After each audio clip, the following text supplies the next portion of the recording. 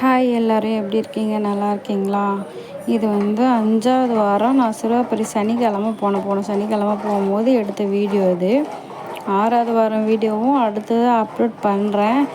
பார்த்திங்கன்னா பயங்கரமான நான் நினச்சேன் எல்லோரும் வீடியோவில் சொல்லும்போது அப்படிலாம் முருகர் பண்ண மாட்டார் அப்படின்னு நினச்சேன்.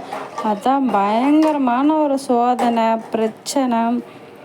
நிறையா என் கூட இருக்கிறவங்க பார்த்திங்கன்னா என் கூட பழகுனவங்க, என் அப்பா அம்மா எல்லாருமே வந்து யார் எப்படி உன் மனசில் என்ன வச்சுக்கிட்டு தான் உன்கிட்ட பழகுறாங்கன்றதை அந்த முருக அப்பட்டமாக காமிச்சு கொடுத்துட்டாரு எனக்கு. பார்த்திங்கன்னா என் ஃப்ரெண்டு ஒருத்தி, அவள் எப்படின்னு சொல்லிட்டு கொஞ்ச நாள் சண்டை ஆகி அவகிட்ட பேசுறதை நிப்பாட்டிட்டேன். ஏன்னா எனக்கு ஒரு கஷ்டம்னா அவகிட்ட தான் ஷேர் பண்ணுவேன். ஆனால் அவளே பார்த்திங்கன்னா ஒரு கட்டத்தில் வந்து என் குடும்பத்தில் பிரச்சனை வர்றதுக்கு ஒன்று இதாகிட்டா. அதனால் நான் அப்புறம் அவளையும் விட்டுட்டேன், பேசுகிறது கிடையாது, நிப்பாட்டியாச்சு. அதுக்கப்புறம் பார்த்தீங்கன்னா எங்கள் அக்காவுக்கும் எனக்கும் ஒரு வாட்டி சண்டை வந்தது.